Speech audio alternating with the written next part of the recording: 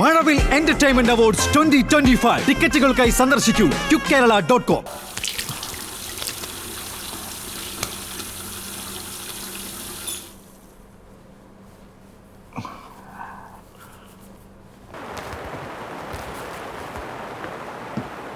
പത്രമായ പത്രത്തിലല്ല ഇത് ന്യൂസാ സാറേ. ഈ ലൂക്ക എന്ന് പറഞ്ഞാൽ ഇത്ര ഫേമസ് ആണെന്ന് ഇപ്പോഴും അറിയില്ല സാറേ. ആ JP ഉച്ചയ്ക്ക് ശേഷം 3 മണിയാകുമ്പോൾ കാണാമെന്നാണ് പറഞ്ഞിരിക്കുന്നത്. നമുക്ക് ആദ്യം ലൂക്കയുടെ വീട്ടിലേക്ക് പോകാം. ഓക്കെ. ചേട്ടാ, ആ സുധീഷിനെ വിളിച്ചിട്ട് താക്കോലും ഫയലൊക്കെ ആയിട്ട് അങ്ങോട്ടേക്ക് വരാൻ പറയാം. പിന്നെ ആ ഓട്ടോപ്സി റിപ്പോർട്ടിൻ്റെ കാര്യം എന്തായിരുന്നു എന്ന് അന്വേഷിച്ചേക്കാനും പറയാം. അനുടി ചേട്ടാ, സാർ പോസ്റ്റ്മോർട്ടം റിപ്പോർട്ട് എന്തായി? ആയിട്ടില്ല സാറേ. ഉച്ചയ്ക്ക് സർജൻ തന്നെ നേരത്തെ എത്തിക്കാന്ന് പറഞ്ഞു. പ്രോമിനൻ്റ് ആയിട്ട് 4 ഫിംഗർ പ്രിൻസാണ് കിട്ടിയിരിക്കുന്നത്. അതിൽ 3 മാച്ച് ഉണ്ട്. ലൂക്ക, മാർട്ടി, സലോമി. പക്ഷെ 4ാമത്തെ ഒരു ലേഡിയുടെ. അത് മിക്കവാറും നിഹാരികയുടേതായിരിക്കാനാണ് ചാൻസ്.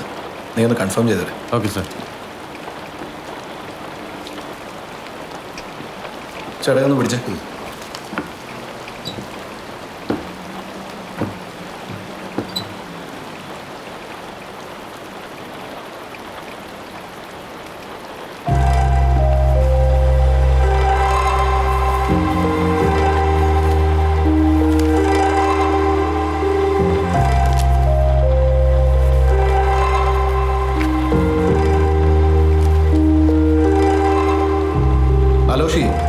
ഈ ഡയറി ആണെന്ന് തോന്നുന്നു.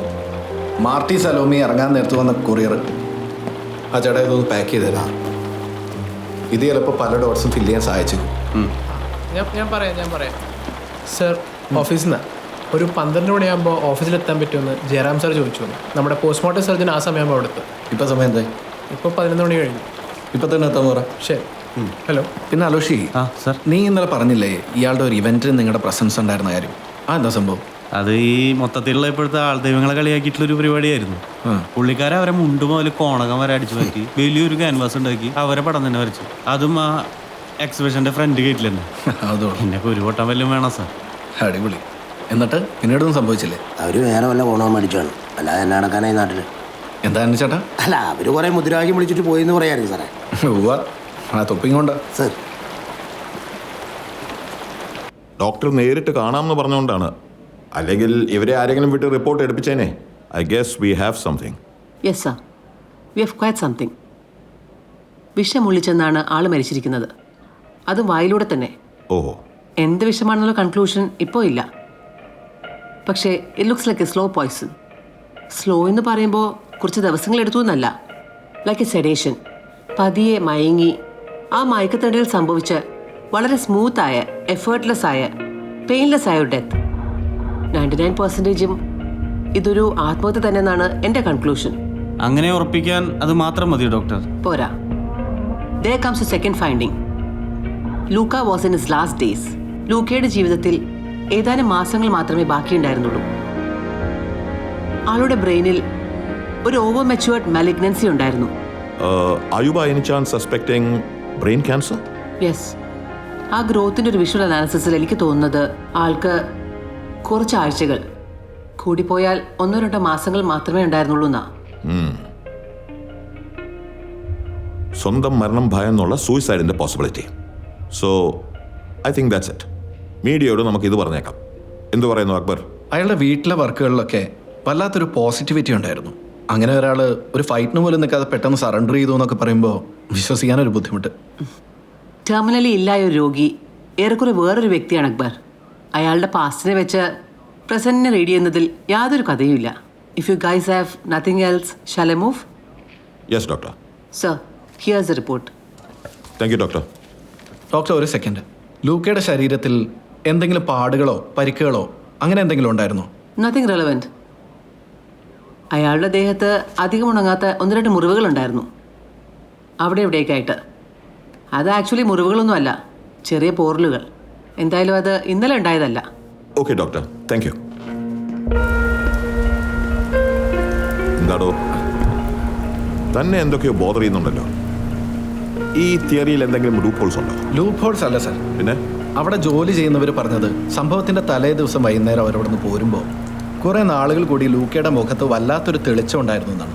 അത് മാത്രമല്ല കുറച്ച് നാളായിട്ട് അവിടെ ഒരു പെൺകുട്ടി താമസിക്കുന്നുണ്ടായിരുന്നു. അറിഞ്ഞിടത്തോളം അവർ തമ്മിൽ ഒരു റിലേഷൻഷിപ്പിലായിരുന്നു എന്ന് വേണം കരുതാൻ. ഒരു 2 ആഴ്ച മുമ്പ് ഓൾ ഓഫ് എ സഡൻ ഈ പെൺകുട്ടി അവിടെ നിന്ന് പോയി എന്നാണ് അവരുടെ സ്റ്റേറ്റ്മെൻറ്റ്. സോ ഈ പറഞ്ഞ കക്ഷിയൊന്നും കിട്ടിയിരുന്നെങ്കിൽ കാര്യങ്ങൾക്കൊക്കെ ഒരു ക്ലാരിറ്റി കിട്ടുമായിരുന്നു. അതിൻ്റെ ആവശ്യമുണ്ടെന്ന് തനിക്ക് തോന്നുന്നുണ്ടെങ്കിൽ യു പ്ലീസ് പ്രൊസീഡ്. തൽക്കാലം ഓട്ടോപ്സി റിപ്പോർട്ടിനെ കുറിച്ച് മാത്രം ഞാൻ പ്രശ്നോട് പറയാം. അല്ലെങ്കിൽ സ്വൈര്യം തരില്ല. അവരുടെ മൈൻഡും കുറച്ച് വർക്ക് ചെയ്യട്ടെ. അപ്പോൾ താൻ ചെല്ലേ. Okay sir. യാ. ആ മനോജ് പറഞ്ഞ കേസിൽ ലൂക്കയുടെ കൂടെ ഉണ്ടായിരുന്നായിരിക്കില്ലേ സർവൻസ് നമ്മളോട് പറഞ്ഞ പെൺകുട്ടി? ഒരു പക്ഷേ JP നമുക്കൊരു ലീഡ് കിട്ടിയേക്കും. അയാൾ വൈകിട്ട് കാണാമെന്ന് പറഞ്ഞിട്ടുണ്ട്. ആണോ? ആ പിന്നെ ബോഡി ക്ലെയിം ചെയ്യാൻ റിലേറ്റീവ്സ് ആരെങ്കിലും വന്നിട്ടുണ്ടോ? ഇതുവരെ ആരും എത്തിയിട്ടില്ല സാർ. കൂടുതൽ റിലേറ്റീവ്സ് ഒന്നും ഇല്ലാന്നാണ് നമുക്കറിയാൻ കഴിഞ്ഞത്. ഇനിയിപ്പോൾ കേട്ടറിഞ്ഞിട്ട് ആരെങ്കിലും വരാൻ സാധ്യതയുണ്ട്. നമുക്കതും JP കാണാം.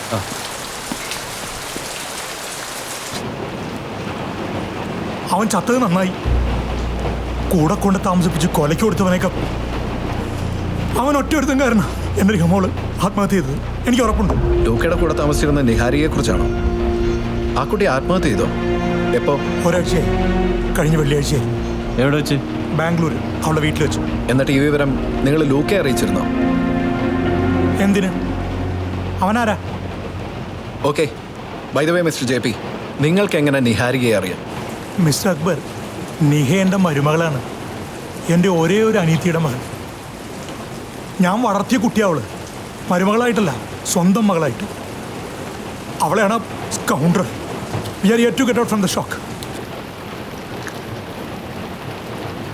ആ സ്കൗണ്ടറിനെ പറ്റി ഒന്നും പറയാനില്ല. ബട്ട് നിഹ, ഞങ്ങൾ അടുപ്പുള്ളവരൊക്കെ അവളെ വിളിച്ചിരുന്നു അങ്ങനെ. നിഹാരിക ബാനർജി. ബാനർജി? അതൊരു ബംഗാളി പേരല്ലേ? അതെ. ജയസുധ വിവാഹം കഴിച്ചത് ഒരു ബംഗാളിയാണ്, അശുതോഷ് ബാനർജി. ബംഗാളി റൈറ്ററാണ്. പഠിച്ചിരുന്ന കാലത്തുണ്ടായ പരിചയ. നെഹയുടെ 3ാമത്തെ വയസ്സിൽ he passed. It was an accident. പിന്നെ അധികം നാൾ അവർ കൽക്കട്ട നിന്നില്ല. ബാംഗ്ലൂർ ഫിലോമിനാസിൽ ജയസുധയ്ക്ക് കെമിസ്ട്രി ഡിപ്പാർട്ട്മെൻറ്റിൽ ലെക്ചറായിട്ട് ജോലി കിട്ടി. അപ്പോൾ അവരോടെങ്കിൽ സെറ്റിൽ ചെയ്തു. നിഹ പഠിച്ചതും വളർന്നതൊക്കെ ബാംഗ്ലൂരാണ്. അമ്മ മാത്രം ഉണ്ടായിരുന്നോണ്ടായിരിക്കും ഒരല്പം സീരിയസ് ആയിരുന്നു അവൾ ചെറുപ്പം മുതൽ. അച്ഛനെ പോലെ എഴുതും വായനയൊക്കെ ആയിട്ട് അവളുടെ ഒരു ലോകത്ത്. സ്കൂളൊക്കെ കഴിഞ്ഞപ്പോൾ മുതൽ അവൾ അമ്മയുടെ വഴിക്ക് അക്കാഡമിക്സിലായി താല്പര്യം. പിന്നെ മാസ്റ്റേഴ്സ്, PhD.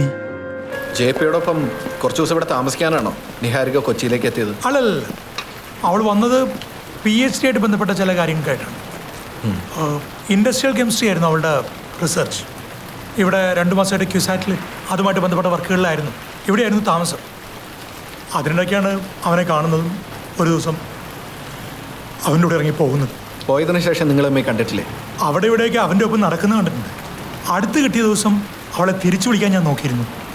പക്ഷേ കൂടുതൽ സംസാരിക്കാൻ അവൻ സമ്മതിച്ചില്ല. അവളെ വിളിച്ചിട്ട് പോയി. ഈ സംഭവം നടന്നത് ഡ്രീംസിൽ വെച്ച് നടന്ന ഒരു പാർട്ടിക്കിടയിലല്ലേ? അതെ. അത് നിങ്ങളെങ്ങനെ? ലൂക്ക നിങ്ങളുമായിട്ട് ഒരു പാർട്ടിക്കിടയിൽ പ്രശ്നം ഉണ്ടാക്കിയതൊക്കെ നിങ്ങൾക്ക് അറിയാം. അതിനുശേഷം നിങ്ങൾ ലൂക്കയെ നിഹാരികയോ പിന്നീട് എപ്പോഴെങ്കിലും കണ്ടിട്ടുണ്ടോ? ഇല്ല. പിന്നെ ഞാൻ അറിയുന്ന അവൾ ബാംഗ്ലൂർക്ക് തിരിച്ച് പോയിന്നാ. അവൻ്റെ സ്വഭാവം എന്താണെന്ന് മനസ്സിലായിട്ടായിരിക്കും. പക്ഷെ തിരിച്ചു വന്നത് പഴയ നിഹ ആയിരുന്നില്ല. എപ്പോഴും മുറിക്കകത്തും പൂട്ടിയിരുന്ന് അവസാനം നിഹാരിക സൂയിസൈഡ് ചെയ്ത് എങ്ങനെയാ? വിഷം കഴിച്ച്. രാവിലെ ജയ പുറത്ത് കാണാതെ അകത്ത് കയറി നോക്കിയപ്പോൾ ഡീപ്പ് സ്ലീപ്പ് ലെവൽ അവൾ കിടക്കുകയായിരുന്നു. എല്ലാം കാരണമാണ് സാർ. അവനാ അവളെ കൊന്നത്.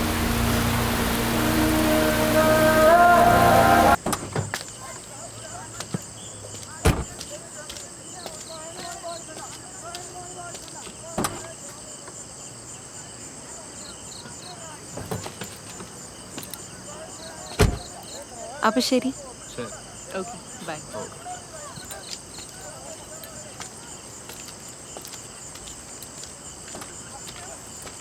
നിഹ,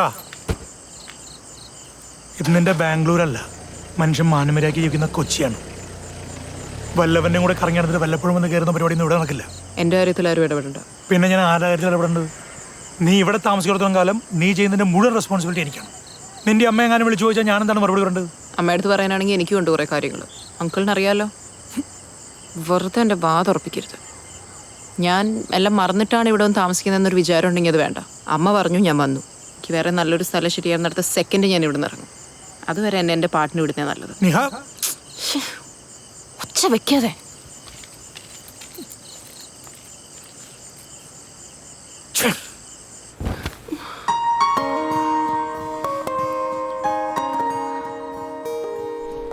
സത്യം പറ ലൂക്ക, എനിക്ക് എത്ര ഫേസസ് ഉണ്ട്. നമ്മൾ ആദ്യം മീറ്റ് ചെയ്ത ദിവസം കണ്ട ആ ചൂടൻ ചെറുക്കനെ അല്ലായിരുന്നു നീ ഇന്ന്. ഭയങ്കര സീരിയസ് ആയ ഡീപ്പായ ഒരാൾ. കംപ്ലീറ്റ് പിക്ചർ തന്നെ മാറിപ്പോയി. പക്ഷെ സാരില്ല, അതും ഇതും ഒക്കെ കൊള്ളാം. അന്ന് രാത്രി തോന്നിയത് ഇടയ്ക്കൊക്കെ വിളിച്ച് തല്ലുകൂടാൻ സ്വാതന്ത്ര്യമുള്ളൊരു ഫ്രണ്ടിനെ കുറേ നാളുകൂടി കിട്ടിയെന്നായിരുന്നു. പക്ഷെ ഇന്നിപ്പോൾ തോന്നുന്നത് വഴക്കുകൂടാൻ മാത്രമല്ല, ഒന്ന് കാല് തെറ്റിയാ വീഴാതെ താങ്ങാനും നീ മതിയെന്ന. മതിയായിരിക്കുമല്ലേ? പിന്നുണ്ടല്ലോ, ചേർത്ത് നിർത്തി 2 വാക്ക് കൂടി പറഞ്ഞ് ആശ്വസിപ്പിക്കാൻ നീ ഒന്ന് പഠിക്കുന്നത് നല്ലതായിരിക്കും കേട്ടോ.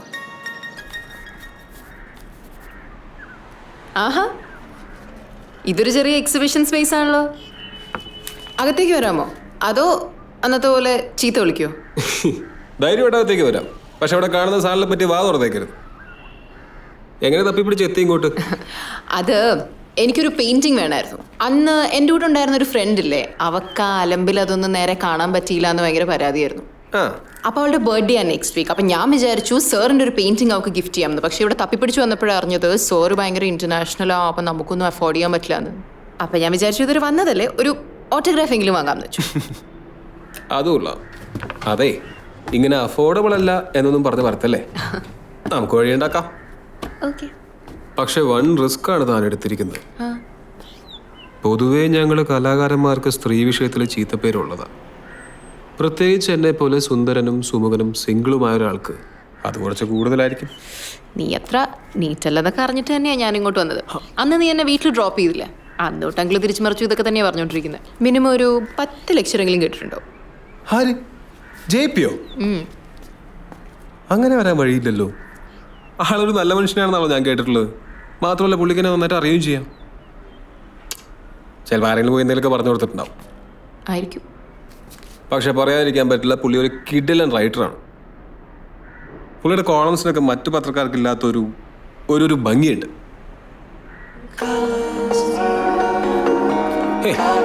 അങ്ങനെയല്ലേ? എന്താ അങ്ങനെ തന്നെ നിൽക്കും. എന്താ ഇത് എന്താ തനിക്ക് വിരോധമില്ലെങ്കിൽ ഞാൻ തന്നെ ഒന്ന് വരച്ചോട്ടെ.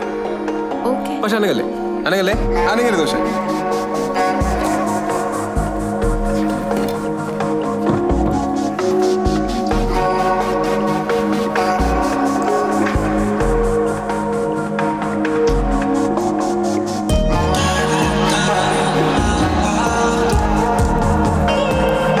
കഴിയാറായോ? കഴിഞ്ഞില്ല, തുടങ്ങിയല്ലേ ഉള്ളൂ. കാല് വേദനിക്കുന്നുണ്ടോ? അനങ്ങാതെ നിൽക്ക്. ഇങ്ങനെ ചോദിച്ചോണ്ടിരുന്ന പിന്നെ കൂടുതൽ സമയം എടുക്കും.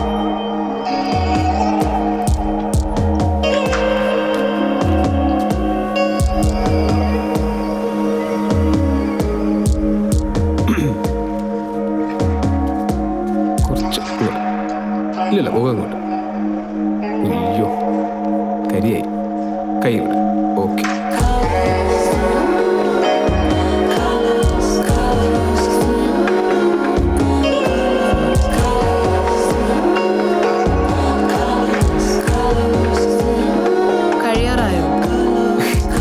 കഴിവ് പറയാം. എടോ മതി കഴിഞ്ഞോ? കഴിഞ്ഞു. എനിക്കിനി നിൽക്കാൻ വയ്യ. ഫൈനൽ ടച്ച് ഉള്ളൂ. വാ. അയ്യേ, ഇതെന്താ കണ്ണുനീരൊക്കെ? താൻ കരഞ്ഞോണ്ട്. ഞാനോ? ഞാൻ എപ്പോഴാ കരഞ്ഞ? ഞാൻ ചിരിച്ചോണ്ടല്ലേ ഇരുന്നെ. താൻ കരയുന്നത് ഞാൻ കാണാതിരിക്കാൻ വേണ്ടി മാത്രമുള്ള ഒരു ചിരിയായിരുന്നില്ലേ അത്? താനിത് എന്തൊക്കെയായി പറയുന്നേ? എടോ, ഇത് ചുമ്മാ മുന്നിൽ കാണുന്നതിലും പകർത്തി വെച്ചിട്ട് കുറെ കളർ വാരിത്തേക്കുന്ന പരിപാടിയല്ല. മുന്നിൽ കാണുന്നത് എന്താണോ അതിന്റെ പിറകിൽ എന്താണ് നടക്കുന്നത് എന്നായിരിക്കും ഞാൻ ചിന്തിക്കുന്നത്. താനോടെ ചുമ്മാ ചിരിച്ചുകൊണ്ടിരിക്കുന്നല്ലായിരുന്നു, എന്തൊക്കെയോ ആലോചിച്ചുകൊണ്ടിരിക്കുകയായിരുന്നു.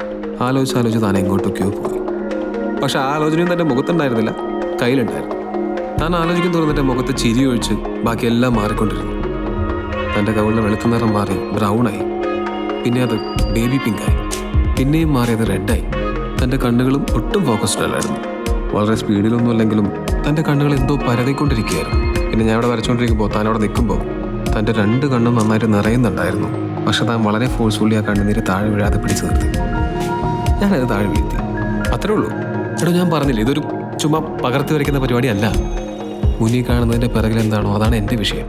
ഇനി പറ, ഈ വരച്ചിരിക്കുന്നല്ലേ സത്യം?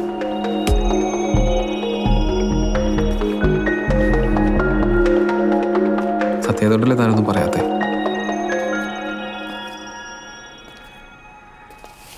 ലൂക്ക, നീ എന്താ നേരത്തെ എൻ്റെ അങ്കിളിനെ കുറിച്ച് പറഞ്ഞേ?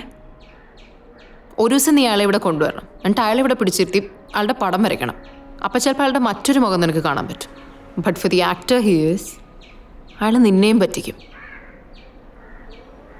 നീ പറഞ്ഞ ശരിയാ. നേരത്തെ നീ അയാളെക്കുറിച്ച് പറഞ്ഞതുകൊണ്ടായിരിക്കും. അവിടെ നിന്നപ്പോൾ ഞാൻ ആലോചിച്ചുകൊണ്ടിരുന്നത് മൊത്തം അയാളെ പറ്റിയാ. അയാൾ ഇല്ലാതാക്കിയ എൻ്റെ കുട്ടിക്കാലത്തെ പറ്റി.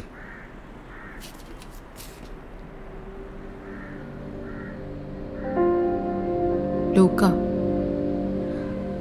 അമ്മ മാത്രമുള്ളൊരു കുട്ടിയെ സംബന്ധിച്ചിടത്തോളം അമ്മയുടെ ബ്രദർ എന്ന് പറയുന്നത് വെറും ഒരു അങ്കിള് മാത്രമല്ല, അച്ഛനെ പോലെ തന്നെയാണ്. എനിക്കും അങ്ങനെ തന്നെയായിരുന്നു.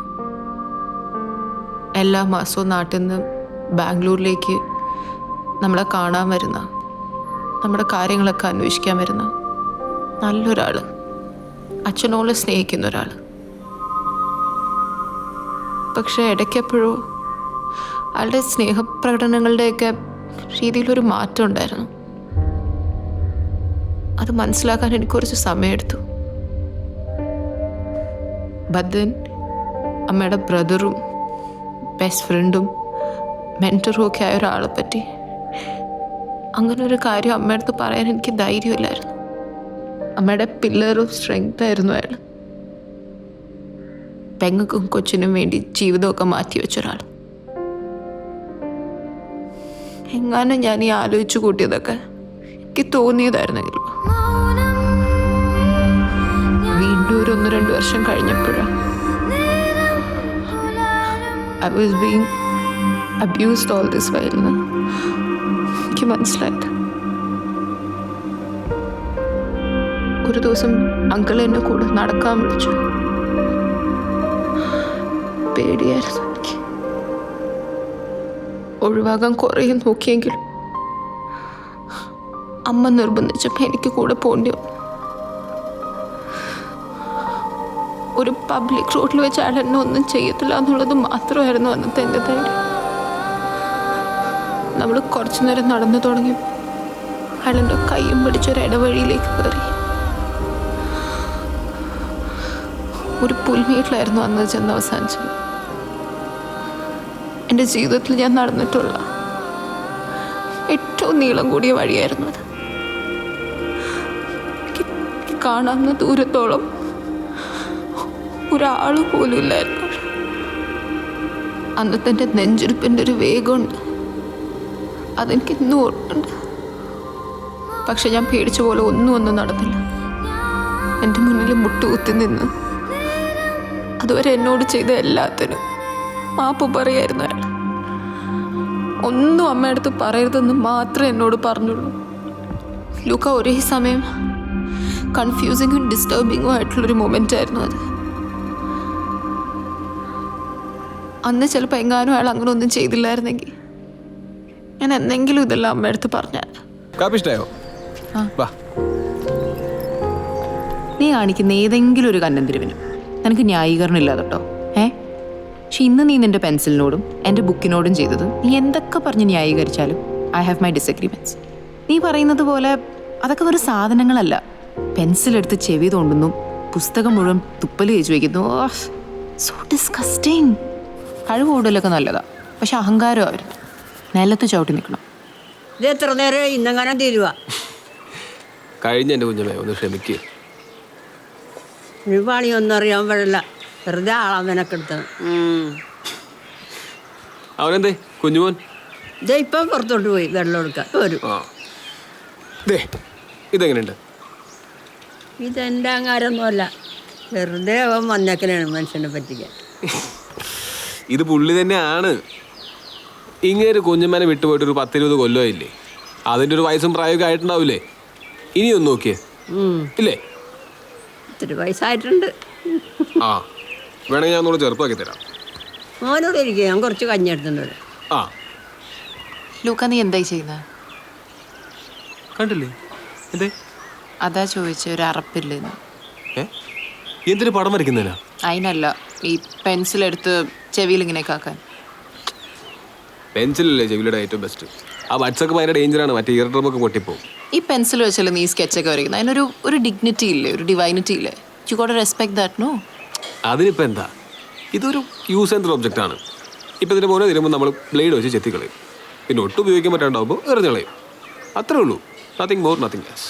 തർക്കിക്കാനൊന്നും ഞാനില്ല, പക്ഷേ ഇൻ മൈ ഒപ്പീനിയൻ ഇതിന് കുറച്ചുകൂടി റെസ്പെക്റ്റ് ഒക്കെ കൊടുക്കണം. എടോ, ഞാൻ ചെയ്യുന്നൊരു ആർട്ട് വർക്കിനെ റെസ്പെക്ട് എന്ന് പറഞ്ഞാൽ എനിക്ക് മനസ്സിലാവും. പക്ഷെ അതിനുപയോഗിക്കുന്ന പേന, പെൻസിൽ, ക്യാൻവാസ് ഇതിനെയൊക്കെ തൊട്ടുമുത്തണം തലയിൽ വെക്കണം എന്നൊക്കെ പറഞ്ഞാൽ വലിയ ബുദ്ധിമുട്ടാണ്. ഇപ്പോൾ ഫോർ എക്സാമ്പിൾ, താൻ വായിക്കുന്ന പുസ്തകത്തിൻ്റെ കണ്ടന്റിനാണ് വില, അല്ലാതെ പുസ്തകം itself is worth nothing. Of course not. ഓരോ ബുക്കിനും അതിൻ്റെതായിട്ടുള്ള ദൈവികത ഉണ്ട്. നീ കേട്ടില്ലേ, a book can give you a life, a book can take your life. ഈ പുസ്തകത്തിന്റെ എത്രാമത്തെ പേജിലാണ് ദൈവികത എന്ന് പറഞ്ഞത്? ഇതെന്തീ തുപ്പലൊക്കെ തേക്കണേ? തുപ്പലേജിലെ പുസ്തകത്തിന് പേജ് മറയ്ക്കാം. ഞങ്ങൾ തലമുറകളായിട്ട് എങ്ങനെയാണ്, ഞാൻ ഇങ്ങനെയാണ് പേജ് മറയ്ക്കുന്നത്, എൻ്റെ അപ്പ എങ്ങനെയാണ് പേജ് മറച്ചുകൊണ്ടിരുന്നത്, എൻ്റെ അപ്പയുടെ അപ്പ എങ്ങനെയാണ് മറച്ചുകൊണ്ടിരുന്നത്, എൻ്റെ അപ്പയുടെ അപ്പ എങ്ങനെയാണ് മറച്ചുകൊണ്ടിരുന്നത്. നാളെ എനിക്ക് പിള്ളേരുണ്ടായാലും അവരെ അക്ഷരം പഠിപ്പിക്കുന്നതിൻ്റെ കൂട്ടത്തിൽ ഞാൻ പഠിപ്പിക്കാൻ പോകുന്ന കാര്യമാണ് തുപ്പലോട്ട് പേജ് മറക്കുന്നത്. ആണല്ലോ, വെറുതെ അല്ല, പറഞ്ഞിട്ട് കാര്യമില്ല. എവല്യൂഷൻ കേട്ടിട്ടോ, അത് സംഭവിച്ചിട്ടില്ല നിങ്ങളുടെ കുടുംബത്തില് ഇങ്ങനെയൊക്കെ. അപ്പൊ എവല്യൂഷൻ സംഭവിച്ച വായ തുപ്പലൊക്കെ പറ്റിപ്പോകും. അല്ല, തുപ്പൽ എന്നോട്ടോ മോശപ്പെട്ട കാര്യമായത്. പൊള്ളിയാ പോലും തുപ്പലല്ലേ തേക്കുന്നത്. തുപ്പലെന്താ കുഴപ്പം? തുപ്പലെന്താ കുഴപ്പം?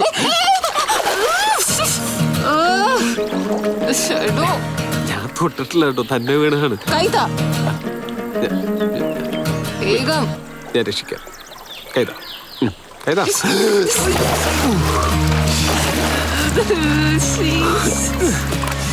ഈ വെള്ളം തുപ്പല്ലാത്ര ഉൾക്കാരല്ലേ?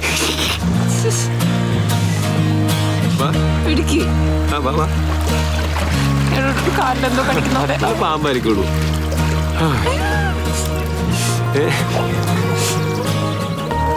പേരും മുഖവും ഒന്നും ഓർമ്മയില്ലാത്ത കുറേ കുട്ടികളുടെ കൂടെ കാൽക്കട്ടയിലെ സ്ട്രീറ്റ്സിലൂടെയൊക്കെ ഇങ്ങനെ ഓടിക്കളിക്കുന്നതാ എനിക്ക് ചൈൽഡ്ഹുഡിനെ പറ്റിയുള്ള ആകെയുള്ളൊരു വേഗ് മെമ്മറി. അവിടെ എവിടെയോ ബ്രേക്ക് ഡൗണായി കിടന്നിരുന്നൊരു വണ്ടി പെട്ടെന്ന് ഇങ്ങനെ റീസ്റ്റാർട്ടായ ഒരു ഫീൽ. Thank you. വെൽക്കം.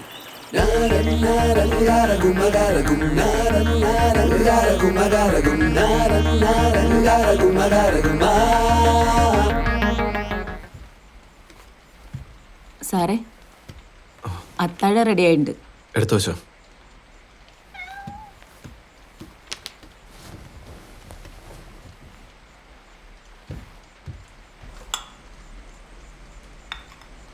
വേണ്ട ചേച്ചി.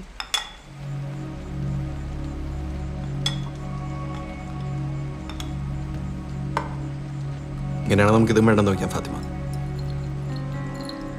നാളെ മുതൽ ഞാൻ പുറത്തുനിന്ന് കഴിച്ചോളാം. ഞാൻ എന്ത് ചെയ്തിട്ടാ അക്ബർ?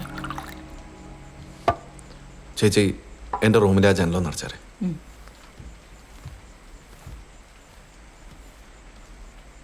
ഫാത്തിമ, നീ ആളാകെ മാറിപ്പോയി. നമ്മൾ ഒരുമിച്ച് നല്ല സുഹൃത്തുക്കളെ പോലെയല്ലേ പിരിയാൻ തീരുമാനിച്ചത്? നിന്നോട് പറഞ്ഞിട്ടല്ലേ ഞാൻ പേപ്പേഴ്സ് ഫയൽ ചെയ്യാൻ കൊടുത്തതും. പക്ഷേ അന്ന് മുതൽ നീ വേറെ ആരോ ആണ്. ഒരു സെൻറ്റൻസ് കംപ്ലീറ്റ് ചെയ്ത് സംസാരിച്ചിട്ട് എത്ര ദിവസമായി ഫാത്തിമ? ഞാൻ ഒരു കാര്യവും നിന്നോട് മറച്ചു വെച്ചിട്ടില്ല. നിക്കാഹിന് മുമ്പ് തന്നെ വളരെ വ്യക്തമായിട്ട് പറഞ്ഞതല്ലേ എൻ്റെ ജീവിതത്തിൽ എന്താ സംഭവിച്ചതെന്നും കൂടെ കൂടണമെന്ന് യാതൊരു നിർബന്ധവും ഇല്ലെന്നും. നിന്നെ ഇതിലേക്ക് വലിച്ചിട്ടതാ ഞാൻ ചെയ്ത ഏറ്റവും വലിയ തെറ്റ്. പിരിയണമെന്ന് ഞാൻ പറഞ്ഞത് തന്നെ നിന്റെ നല്ലതിന് വേണ്ടിയിട്ടാ. എൻ്റെ നല്ലതിനോ? ആത്മാർത്ഥമായിട്ട് പറയാമോ അക്ബർ ചെയ്യുന്നതൊക്കെ എൻ്റെ നല്ലതിനാന്ന്? ഞാൻ ആ പേപ്പേഴ്സിലൊക്കെ സൈൻ ചെയ്തത് അക്ബറിനെ ഓർത്തിട്ട, അക്ബറിനെ കരുതി മാത്രം. പറഞ്ഞത് ശരിയാ, അക്ബർ എന്നോടൊന്നും മറച്ചു വെച്ചിട്ടില്ല. നിക്കാഹ് ഒരു പരീക്ഷണമാണെന്ന് അറിഞ്ഞിട്ട് തന്നെയാണ് ഞാൻ ഇതിന് ഇറങ്ങി തിരിച്ചത്. അപ്പോഴൊക്കെ അക്ബറിനെ ഇതിൽ നിന്ന് പുറത്തു കൊണ്ടുവരാൻ പറ്റുമെന്ന് എനിക്ക് ഉറപ്പുണ്ടായിരുന്നു. പക്ഷെ അക്ബർ ഇതിന് തയ്യാറല്ല, അതിന് താല്പര്യവും ഇല്ല. ഒന്നും മറക്കാതിരിക്കാൻ വേണ്ടിയല്ലേ പേഴ്സിലെ ആ ഫോട്ടോയും ആ പൂച്ചയും ഒക്കെ കൂടെ കൊണ്ടു കിടക്കുന്നത്. അക്ബറിന് ആ ഓർമ്മകളിൽ മാത്രമായിട്ട് ജീവിക്കാനാണ് ഇഷ്ടം. ഞാനിവിടെ ഉള്ളത് അക്ബറിനൊരു പെയിനാണ്. അതുകൊണ്ട് ഈ ഡിവോഴ്സ് അക്ബർ എനിക്ക് ചെയ്യുന്ന ഹെൽപ്പല്ല, ഞാൻ അക്ബറിന് ചെയ്യുന്ന സഹായമാണ്.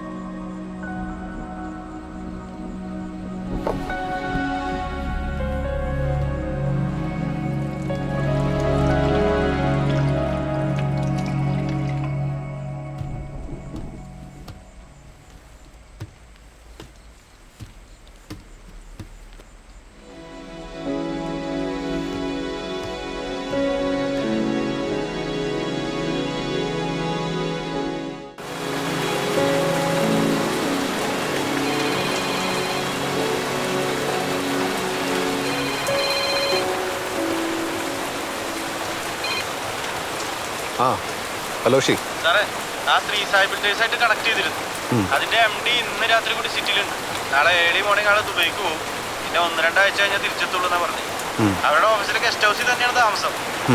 അത്യാവശ്യം ആണെങ്കിൽ ഇന്ന് രാത്രി തന്നെ കാണാമെന്നും പറഞ്ഞു. ഇന്ന് തന്നെ ഉണ്ടേക്കാം. ഞാൻ ഒരു 10 മിനിറ്റിനുള്ളിൽ റെഡിയാവാം. നീ എന്നെ വന്നൊന്ന് പിക്ക് ചെയ്യണം. ഓക്കെ, ശരി.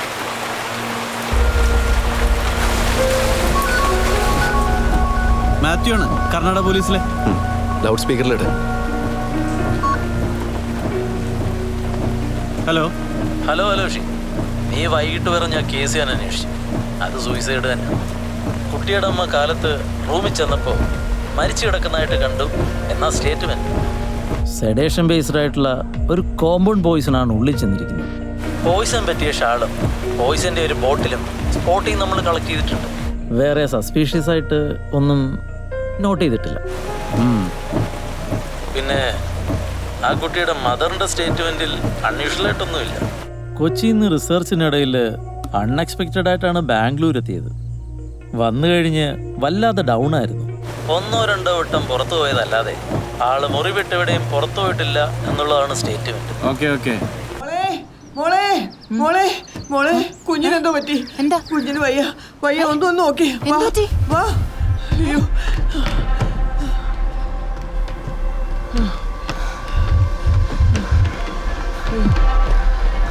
ലൂക്ക എന്തു പറ്റി? ലൂക്ക എന്താ? എന്ത് പറ്റിയെന്ന് അറിയില്ല കുഞ്ഞ്. പെട്ടെന്ന് ബോധം പോയി. ഞാനിപ്പോ വെള്ളം മുഖത്തൊക്കെ തളിച്ച എഴുന്നേപ്പിച്ചത്. എന്തു പറ്റി? ഞങ്ങള് കയറി വരുമ്പോ കുഞ്ഞ് സൈക്കിൾ എടുത്തോണ്ട് പുറത്തേക്ക് പോയി. എന്താ പറ്റിയേ? ഒരു 10 മിനിറ്റ് ആയി കാണും. ഞാൻ ചെടി നടിച്ചോണ്ടിരിക്കുന്നു. ആകപ്പാട് വെപ്രാളപ്പെട്ട് തിരിച്ചു വന്നു. സൈക്കിൾ ഇവിടെ വെച്ചു ബോധം കെട്ടു വീണു. ഗ്രൗണ്ടിനടുത്തുള്ള മരത്തില് ഒരാള് തൂങ്ങി നിൽക്ക. നാക്കൊക്കെ പുറത്തു വന്ന് ചുറ്റും കുറെ ആൾക്കാർ.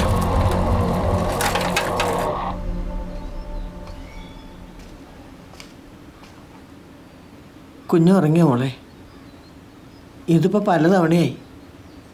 കുഞ്ഞിൻ്റെ അമ്മ മരിച്ചതിന് ശേഷം കുഞ്ഞിന് ഭയങ്കര പേടിയാണ്. അതുകൊണ്ടാണ് ശിവനാശൻ ഞങ്ങളിവിടെ കൊണ്ടുവന്നാക്കിയത്. ചേച്ചിയുടെ കയ്യിൽ ശിവനാശൻ്റെ നമ്പർ ഉണ്ടാവോ? നമ്പർ വിളിച്ചാൽ കിട്ടുമോന്നറിയില്ല. നമ്പറുണ്ട്, തരാം. നെക്രോഫോബിയ എന്നത് മരണത്തോടുള്ള അല്ലെങ്കിൽ മരണത്തെ സൂചിപ്പിക്കുന്ന വസ്തുക്കളോടുള്ള, അതായത് ഫ്യൂണറൽസ്, കല്ലറകൾ, കോഫിൻസ്, ശവശരീരങ്ങൾ, ഇവയൊക്കെ കാണുമ്പോഴുണ്ടാകുന്ന ഒരു അകാരണമായ ഭയം. സാധാരണ നമുക്കൊക്കെ തോന്നുന്ന പേടിയുണ്ടല്ലോ, അതിൻ്റെയൊക്കെ എക്സ്ട്രീം കണ്ടീഷനാണ് ഈ ഫോബിയ. ലൂക്കയ്ക്കുണ്ടായതുപോലെ ചിലപ്പോൾ അൺകോൺഷ്യസ് ആവാം, ശ്വാസം മുട്ടുന്നത് പോലെ തോന്നാം, പാനിക് അറ്റാക്സ് വരാം. ഇതിൽ നിന്നൊക്കെ മനസ്സിനെ പിന്തിരിപ്പിക്കലാണ്, അല്ലെങ്കിൽ മനസ്സിനെ അതിൽ നിന്ന് മാറ്റിയെടുക്കലാണ് ഏറ്റവും ബേസിക്കലായ ട്രീറ്റ്മെൻറ്റ്സിൽ ഒന്ന്. അവനെ അതിൽ നിന്ന് ഡിസ്ട്രാക്ട് ചെയ്യാൻ വേണ്ടിയിട്ടാണ് ഞാൻ വരയും കുറിയൊക്കെ പഠിപ്പിച്ചത്. കലയിലുള്ള അവൻ്റെ ഒരു എക്സ്ട്രീം ഇൻട്രസ്റ്റ് സത്യത്തിൽ അവനുള്ള ട്രീറ്റ്മെൻറ്റ് കൂടിയാണ്. കലകളാണ് മനുഷ്യ മനസ്സിന് ഏറ്റവും നല്ല തെറാപ്പി. That's scientifically proven. ലൂക്കയുടെ കാര്യത്തിൽ നമ്മൾ അതാ ചെയ്തത്. ഒന്ന് റിക്കവറായി എന്ന് തോന്നിയപ്പോഴാ അമ്മയുടെ മരണം. അയാളിപ്പോൾ ആക്ച്വലി നെക്രോഫോബിക് മാത്രമല്ല, തനാറ്റോഫോബിയ എന്ന കണ്ടീഷൻ കൂടിയുണ്ട്. Death anxiety. മരണഭയം എന്നൊക്കെ പറയില്ലേ, അമ്മയുടെ മരണം കൂടി ആയപ്പോൾ അയാളുടെ അടുത്ത് എവിടെയോ മരണം ഒളിച്ചിരിപ്പുണ്ട് എന്നൊരു തോന്നൽ. ഈ കണ്ടീഷൻ ഇൻക്യൂറബിൾ ഒന്നുമല്ല, but it will take time. നിന്റെ പേടികളെ ഞാനും പേടിച്ചു തുടങ്ങിയിരുന്നു Luca. I wish you didn't have to go through this.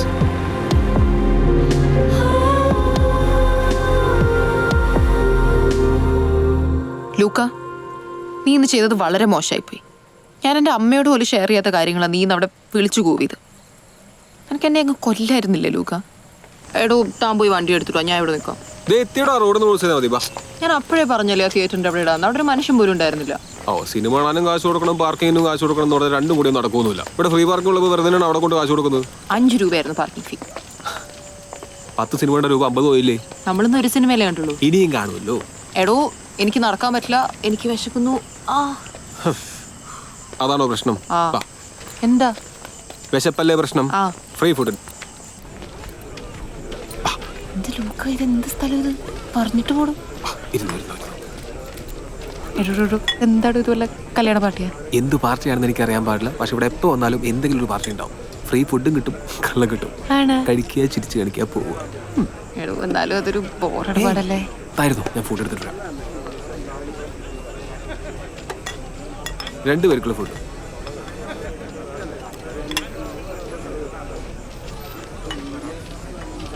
കഴിച്ചു. ഇവർക്ക് ഫ്രൈ ഒന്നും ഉണ്ടായിരുന്നില്ലേ? അങ്ങനെ നമ്മൾ ചോദിക്കണൊന്നും കിട്ടുമൊന്നുമില്ല. ഇവിടെ ഉള്ളത് അഡ്ജസ്റ്റ് ചെയ്യാം.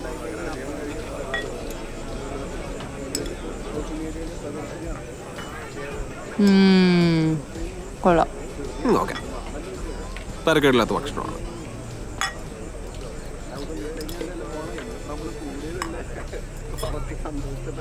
എടോ, അങ്കിൾ അവിടെ നിൽക്കുന്നു.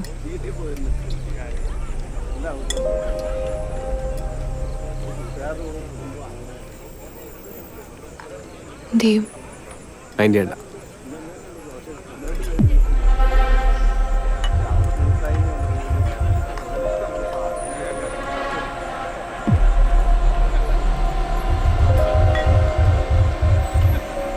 എടോ, ഇങ്ങോട്ടേക്ക് വരുന്നു. നേഹ, എനിക്ക് നിന്നോടൊന്ന് സംസാരിക്കണം, ഒറ്റയ്ക്ക്. ഇല്ല സാറില്ല, ഞാൻ പോയിട്ട് വരാം.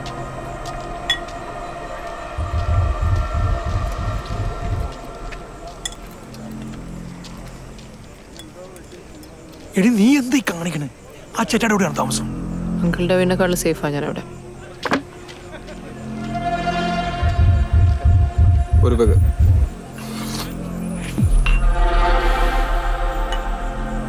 ഞാൻ നിന്റെ വീട്ടിലൊന്നും പറഞ്ഞിട്ടില്ല. എന്തേ, പറഞ്ഞൂടായിരുന്നോ? ഞാനും കൂടാൻ ചില കാര്യങ്ങൾ പറയാൻ. നീ ഒന്നും പറയില്ല. അതങ്കിളിന് തോന്നുന്നതാ. എനിക്കിപ്പോ നിങ്ങളെ പേടിയൊന്നുമില്ല, പുച്ഛമാണ്. നീ അവനോടെല്ലാം പറഞ്ഞ? പറഞ്ഞെങ്കിൽ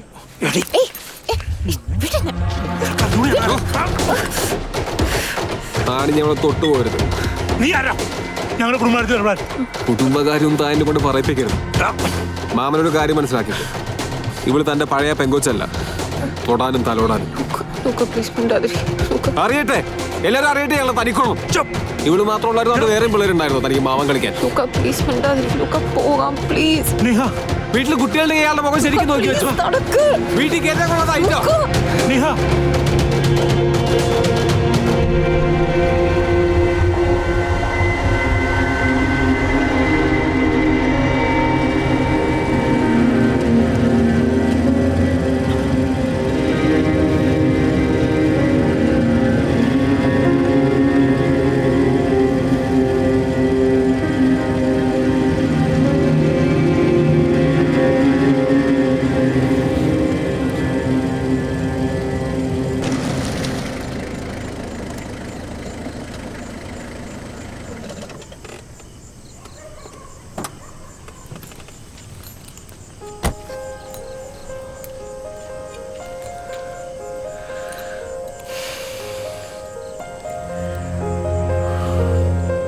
ലൂക്ക, നീ ഒരു കാര്യം മനസ്സിലാക്കണം.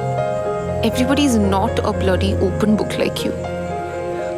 ഞാൻ എൻ്റെ ജീവിതത്തിൽ ഓർക്കാൻ പോലും ആഗ്രഹിക്കാത്തൊരു കാര്യം നീ അത്ര ആൾക്കാരുടെ മുമ്പിൽ വെച്ച് വിളിച്ചു പോകിയത്. എനക്കറിയാം എനിക്കത് എത്ര ഡിസ്റ്റർബിംഗ് ആണെന്ന്.